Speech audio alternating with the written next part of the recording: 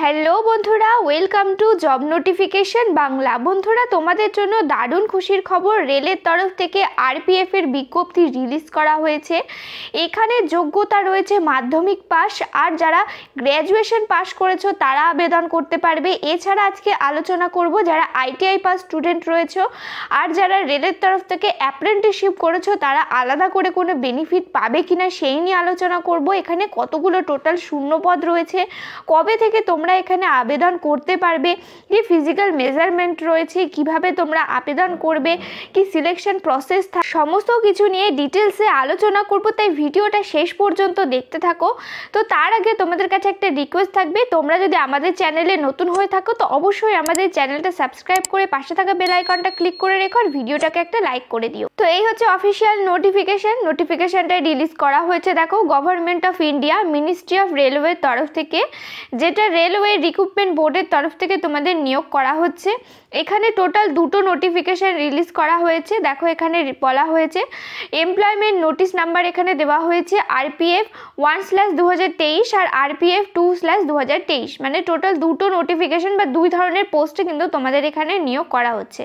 আর বলে রাখি, এটা কিন্তু শর্ট নোটিফিকেশন, যেটা এমপ্লয়মেন্ট নিউজ পেপারে রিলিজ করা হয়েছে। ডিটেলস নোটিফিকেশনও খুব তাড়াতাড়ি দিয়ে দেওয়া হবে। ডিটেলস নোটিফিকেশন আসলেই কিন্তু তোমরা আলাদা করে ভিডিও পেয়ে যাবে। তো এখানে দেখো বলা হয়েছে recruitment of sub inspector and constable in railway protection force and railway protection special force, মানে আরপিএফ পোস্টে তোমাদের এখানে নিয়োগ করা হচ্ছে, এসআই পোস্টে নিয়োগ করা হবে আর কনস্টেবল পোস্ট, দুই ধরনের পোস্টে তোমাদের এখানে নিয়োগ করা হবে। তোমরা প্রত্যেকেই জানো, যখন আরপিএফ রিলিজ করা হয় তখন কিন্তু এসআই আর কনস্টেবল দুটোই কিন্তু বার করা হয়।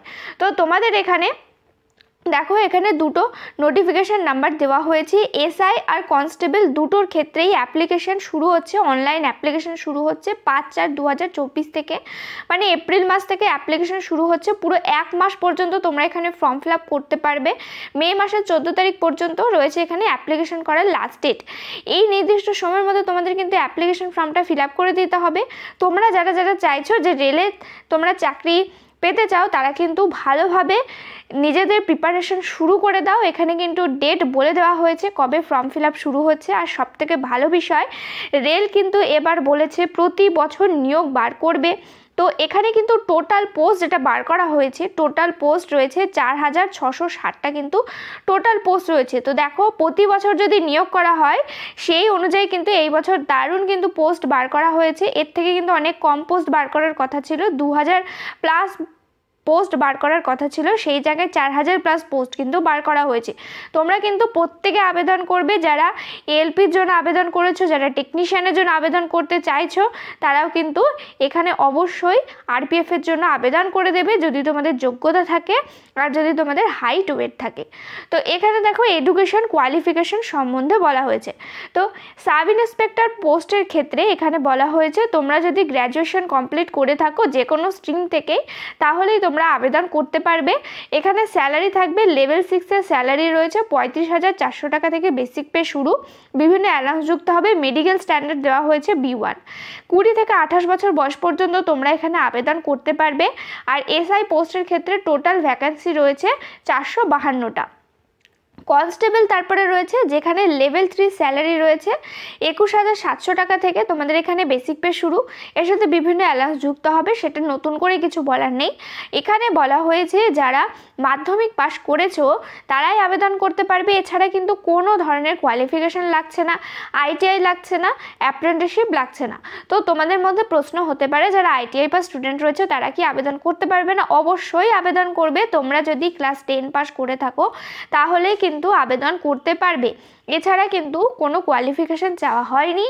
যদি তোমরা আইটিআই পাস করেও থাকো তাহলেও কিন্তু অবশ্যই আবেদন করে দেবে। আর তারপরে এখানে বলা হয়েছে, দেখো 18 থেকে 28 বছর রয়েছে এজ লিমিট। B1-এর রয়েছে মেডিকেল স্ট্যান্ডার্ড। আর টোটাল ভ্যাকেন্সি রয়েছে 4208টা টোটাল ভ্যাকেন্সি রয়েছে। আর এইভাবে কিন্তু দুটো পোস্ট মিলিয়ে, এসআই আর কনস্টেবল মিলিয়ে 4660টা টোটাল এখানে ভ্যাকেন্সি বার করা হয়েছে আরপিএফের তরফ থেকে। তো এই গেল তোমাদের কিন্তু ডিটেলস যেই পোস্ট রয়েছে পোস্টের ডিটেলস রয়েছে।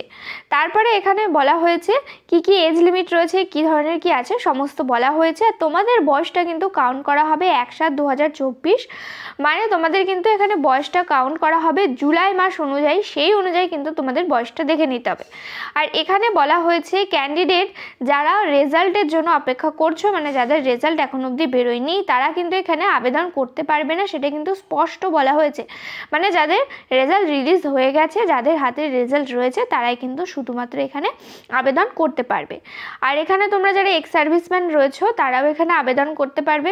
তো এখানে কিন্তু 15% সিট মেয়েদের জন্য রিজার্ভ রয়েছে, আর 85% সিট যারা মেল ক্যান্ডিডেট রয়েছে তাদের জন্য কিন্তু রিজার্ভ রয়েছে। মানে এখানে কিন্তু সিট ভাগ করে দেওয়া হয়েছে, তাই যারা ফিমেল ক্যান্ডিডেট রয়েছে তারা কিন্তু অবশ্যই আবেদন করে দেবে। তো এখানে দেখো সিলেকশন প্রসেস কি থাকছে। একটা সিবিটি এক্সাম হবে সবার প্রথমে, তারপরে হবে ফিজিক্যাল এফিসিয়েন্সি টেস্ট মানে পিইটি, তারপরে হবে ফিজিক্যাল মেজারমেন্ট মানে পিএমটি।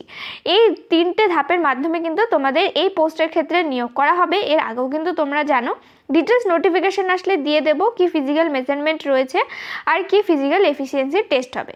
তারপরে রয়েছে অ্যাপ্লিকেশন ফিস। তো অ্যাপ্লিকেশন ফিস রয়েছে জেনারেল ক্যাটাগরিদের জন্য, আর ওবিসি ক্যাটাগরিদের জন্য অ্যাপ্লিকেশন ফিস রয়েছে টোটাল 500 টাকা।